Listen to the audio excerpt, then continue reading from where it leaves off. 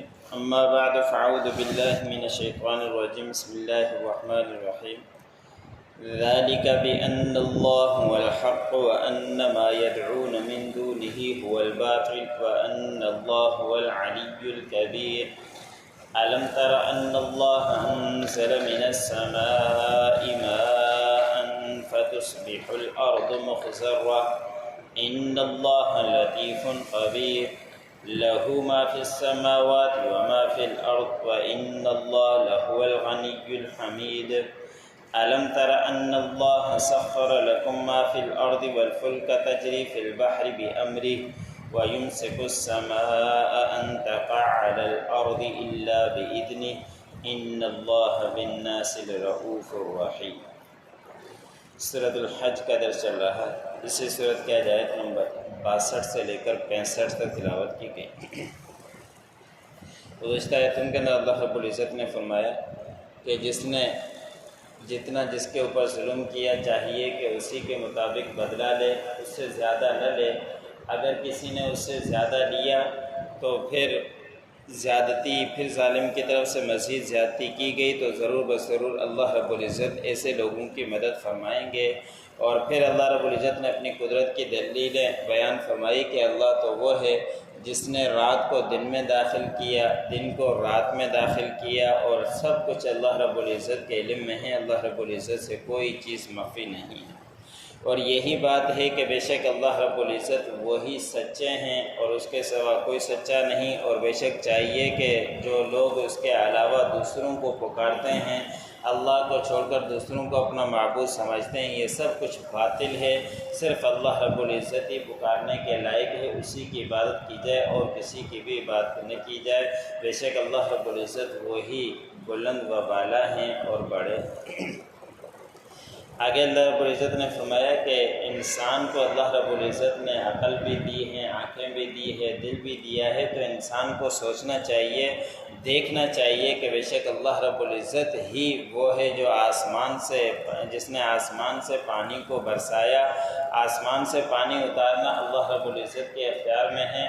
اللہ رب العزت کے علاوہ کوئی نہیں جو آسمان سے پانی اتار سکے، اور یہ آسمان سے پانی اترنے کے بعد اللہ رب العزت نے فرمایا کہ پھر اسی پانی سے زمین سرسبز ہو جاتی ہے، اور جہاں پانی صرف بارشوں کی ہی وجہ سے انتظام ہوتا ہے تو ان کے لیے تو بہت خوشی کے مواقع ہوا کرتے ہیں۔ اگر وہاں پانی نہ ہو تو کتنی تنگی ہوا کرتی ہے، وہ ان علاقوں والوں سے پوچھیے۔ اور جہاں بارش اگر کچھ وقت کے لیے نہ ہو تو زمین سے پانی بھی خشک ہو جاتا ہے، پھر ٹیوب ویل سے پانی کا نکلنا بھی مشکل ہو جایا کرتا ہے۔ تو آسمان سے پانی کا اترنا یہ اللہ رب العزت کی ایک بہت بڑی نعمت ہے۔ اگر پانی نہ ہو تو انسان کی زندگی مشکل ہو جایا کرتی ہے۔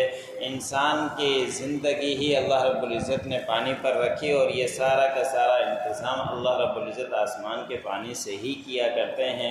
تو یہ بھی انسان کے لیے اللہ رب العزت کی طرف سے ایک بڑی نعمت ہے۔ انسان کو دیکھنا چاہیے، غور و فکر کرنا چاہیے کہ اگر یہ پانی نہ ہو تو پھر ہماری کیا کیفیت ہو جایا کرتی ہے۔ اور بے شک اللہ رب العزت باریک بین ہیں، اور سب کچھ اللہ رب العزت کو خبر ہے، اور اسی کے لیے ہے جو کچھ آسمانوں میں ہیں اور جو کچھ زمینوں میں ہیں۔ بے شک اللہ رب العزت بے نیاز ہیں اور تعریفوں والے ہیں۔ ہر چیز کا قبضہ اللہ رب العزت نے اپنے اختیار میں رکھا ہے۔ نہ اللہ رب العزت سے باہر ہے جو آسمانوں میں ہیں، اور نہ ہی اللہ رب العزت کے حدود سے باہر ہے جو زمین میں ہیں۔ سارا کا سارا نظام اللہ رب العزت کے اختیار میں ہے، کوئی چیز اللہ رب العزت سے باہر نہیں۔ پھر اللہ رب العزت نے فرمایا کہ انسان دیکھتا نہیں ہے کہ بے شک اللہ رب العزت نے تمہارے لیے زمین کو مسخر کر دیا ہے، اور جو کچھ زمینوں میں ہے وہ تمہارے لیے مسخر کر دیا۔ زمین سے نباتات کا نکلنا، پھلوں کا نکلنا، اور سارا انسان کے کھانے کا انتظام اسی زمین سے ہی ہوا کرتا ہے۔ تو انسان ان چیزوں کی طرف دیکھتا نہیں، غور و فکر نہیں کرتا۔ صرف روٹی کھاتے وقت انسان دیکھ لے کہ یہ گندم جو نکلتی ہے زمین پر دانہ ڈالا جاتا ہے، پھر اس کے بعد کتنی مشقتوں کے بعد آ کے اس کا نوالا بنتا ہے۔ ذرا سی بات کے اوپر اگر انسان غور کرے تو خود بخود ساری حقیقت اس کے سامنے آ جائے گی۔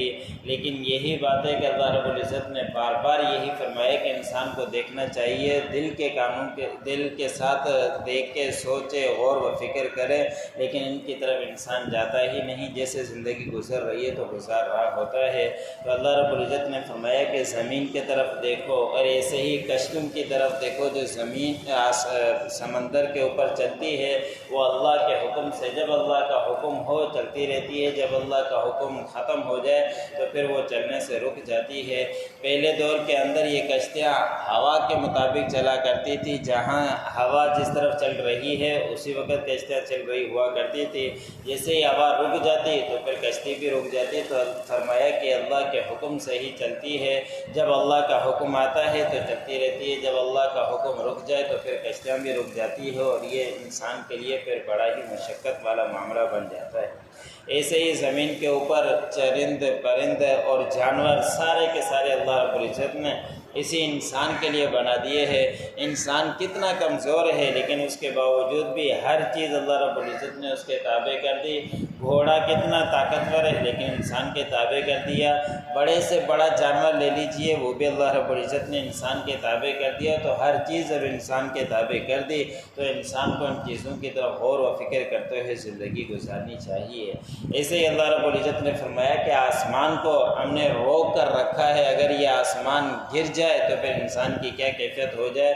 بغیر ستون کے، بغیر دیوار کے اس آسمان کو اللہ رب العزت نے کب سے، جب سے زمین آسمان بنائے ہیں اس وقت سے بنا کر رکھا ہے، لیکن اگر یہ گر جائے تو انسان کی کیا کیفیت ہوگی۔ لیکن اللہ رب العزت نے روک رکھا ہے، جب اللہ رب العزت کا حکم آئے گا تو پھر یہ ختم ہو جائے گا، تباہ برباد ہو جائے گا۔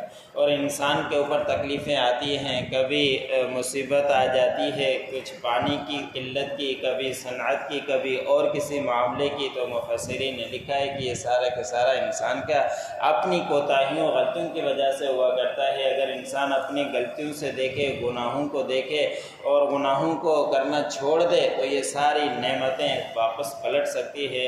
حدیث مبارک میں آتا ہے کہ حضرت عیسیٰ علیہ السلام کا جب نزول ہوگا اس وقت ایک انار کے نیچے 10 آدمی جو کھال ہوا کرتی ہے اس کے اندر 10 آدمی بیٹھ سکتے ہیں، اتنا بڑا انار ہوگا، اور ایک بکری کا دودھ پورے خاندان کے لیے کافی ہو جائے گا، ایک گائے کا دودھ پورے علاقے کے لیے کافی ہو جائے گا۔ تو اتنی برکتیں ہوا کرے گی۔ اب وہ برکتیں کیوں نہیں ہیں؟ ہمارے اعمال کی وجہ سے، ہمارے گناہوں کی وجہ سے وہ برکتیں ساری ختم ہو گئی اور پریشانیاں ہی چل رہی ہیں۔ اور اللہ رب العزت نے مزید فرمایا کہ انسان کو ہر چیز کے ساتھ دیکھتے ہوئے، بے شک اللہ رب دیکھتے رہنا چاہیے، بے شک اللہ رب العزت لوگوں کے ساتھ محبت کرنے والے ہیں، شفقت کرنے والے ہیں، رحم کرنے والے ہیں۔ ذالک بأن اللہ هو الحق، یہ ایسے ہی ہے، بے شک اللہ رب العزت وہی حق ہے، وَأَنَّ مَا يَدْعُونَ مِن دُونِهِ هُوَ الْبَاطِلُ، بے شک جو لوگ اللہ کے علاوہ دوسروں کی عبادتیں کیا کرتے ہیں وہ ساری کی ساری باطل ہے۔ وَأَنَّ اللَّهَ هُوَ الْعَلِيُّ الْكَبِيرُ، بے شک اللہ رب العزت وہ بلند و بالا ہے۔ أَلَمْ تَرَ أَنَّ اللَّهَ أَنزَلَ مِنَ السَّمَاءِ مَاءً، کیا آپ نے نہیں دیکھا کہ بے شک اللہ رب العزت نے اتارا آسمان سے پانی، فَتُصْبِحُ الْأَرْضُ مُخْضَرًّا، بس ہو گئی زمین اس کے ذریعے سرسبز۔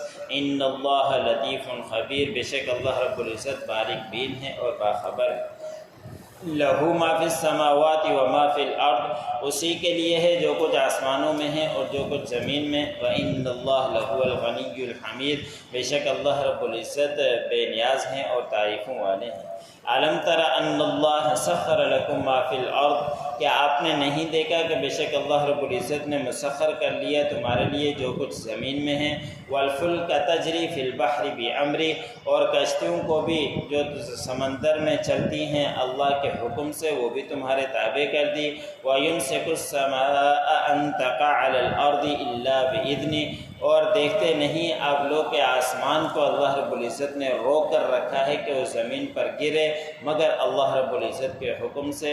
ان اللہ بالناس لرؤوف الرحیم، بے شک اللہ رب العزت لوگوں کے اوپر شفقت کرنے والے اور رحم کرنے والے۔